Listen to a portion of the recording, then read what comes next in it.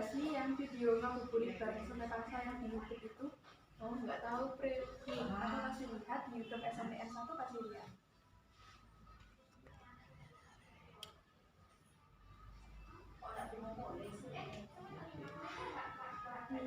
Bagus nggak sih? Iya, bagus dan menarik. Yuk kita tonton, katanya ada video terbaru. Bismillahirrahmanirrahim. Assalamualaikum warahmatullahi wabarakatuh. Alhamdulillah.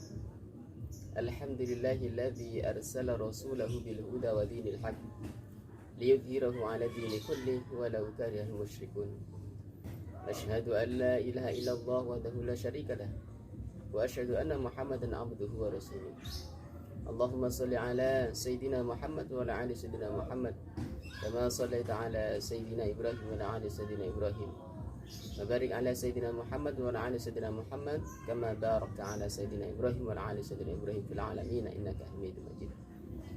Baik saudaraku yang dirahmati Allah Subhanahu wa taala.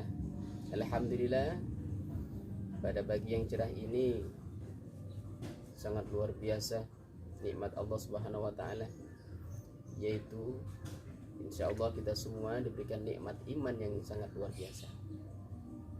Dan kemudian karena iman itu kita bisa menjalankan puasa wajib, puasa pada bulan Ramadan ini. Alhamdulillah. Baik saudaraku yang dirahmati Allah Subhanahu wa taala, pada pagi ini saya akan menceritakan suatu kisah seorang sahabat yang insya Allah sangat menyentuh sekali baik bagi saya maupun kalian semua. Sahabat ini bernama Zahid.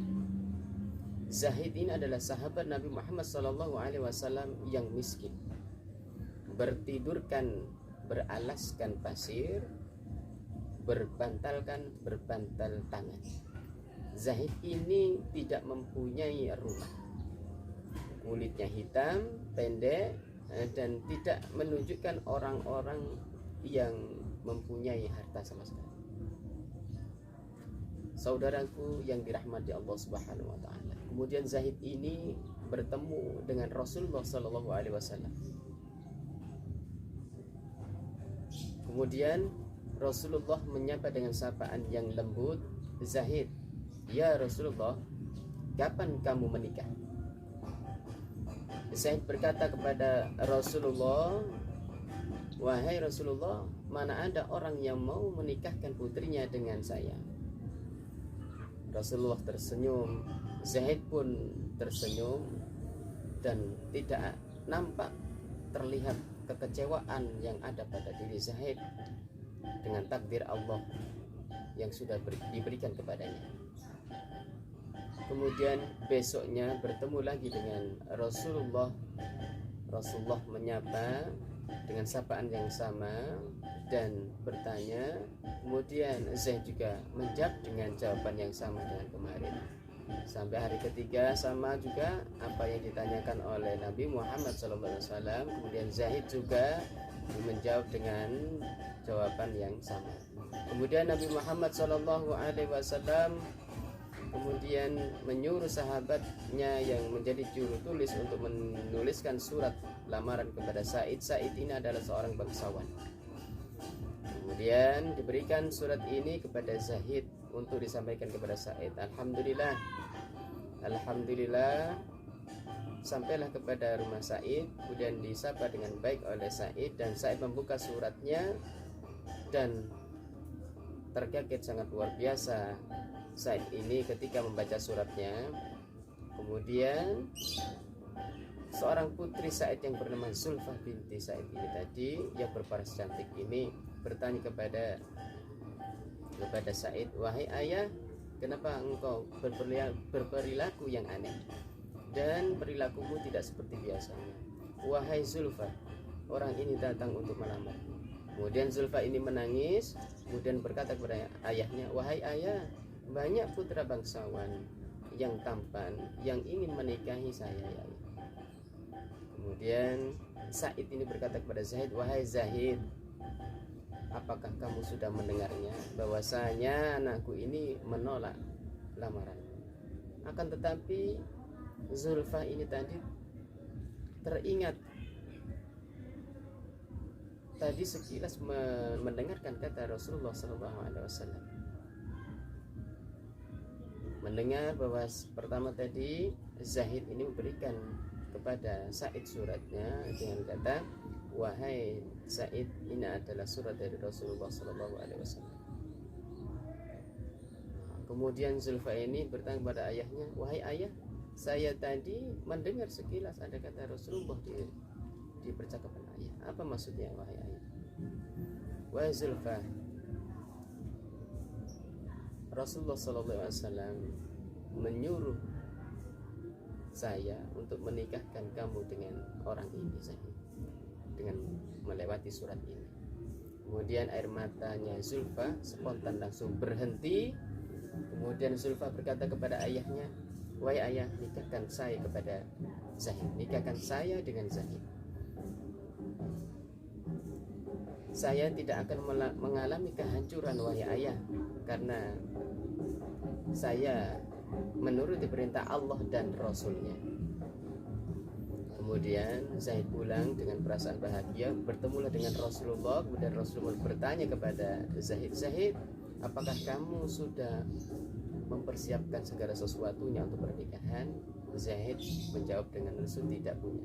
Kemudian Rasulullah menyuruhnya Zahid untuk mendatangi tiga sahabat, yaitu Abu Bakar, Utsman, dan Abdurrahman bin Auf. Kemudian Zahid ini datang kepada tiga sahabat tadi dan memperoleh harta tadi untuk dibelanjakan untuk kepentingan keperluan pernikahan. Setelah membeli tentang perlengkapan pernikahan tadi, kemudian saya melihat sekumpulan sahabat-sahabat yang lain yang sudah memakai persiapan perang. Kemudian saya bertanya kepada sahabat-sahabat yang tadi berkumpul. Kemudian alhamdulillah Zahid langsung tersentak kaget bahwasanya saya mendapat jawaban bahwasanya orang kafir mau memerangi orang Islam. Alhamdulillah. Kemudian Zahid tadi langsung membelanjakan harta tadi untuk dibelikan kuda yang terbaik untuk berperang. Sangat terherannya sahabat yang lain kemudian bertanya kepada Zaid, kenapa Zaid kamu melakukan seperti itu? Kemudian Zaid teringat dengan ayat Allah Subhanahu wa taala, bahwasanya ayat tersebut berbunyi, A'udzubillahi minasyaitonirrajim, Bismillahirrahmanirrahim. Kutiba alaikumul qitalu wa huwa kurhun lakum wa asa an takrahu syai'an wa huwa khairul lakum wa asa an tuhibbu syai'an wa huwa syarrul lakum wallahu ya'lamu wa antum la ta'lamun. Bahwasanya telah diwajibkan kepada kamu untuk berperang, padahal itu tidak menyenangkan bagi kamu. Wa asa an takrahu syai'an wa huwa khairul lakum. Boleh jadi sesuatu itu tidak menyenangkan bagi kamu tapi baik bagi kamu. Wa asa an tuhibbu syai'an wa huwa syarrul lakum. Boleh jadi sesuatu itu menyenangkan bagi kamu tapi tidak baik bagi kamu. Wallahu ya'lamu wa antum la ta'lamun. Allah mengetahui sedangkan kamu tidak mengetahui. Kemudian Zahid ini mengikuti perang, akhirnya beliau gugur dalam perjuangan dalam jihad tadi. Kemudian Rasulullah juga merasa kehilangan sekali dengan gugurnya Zahid tadi, dan Zahid ini diperebutkan oleh bidadari di surga. Saudaraku yang dirahmati Allah Subhanahu wa taala, bahwasanya dari kisah ini kita bisa mengambil pelajaran bahwasanya kepentingan dunia itu bisa kita geser dan kita posisikan yang paling utama adalah kepentingan Allah dan Rasulnya.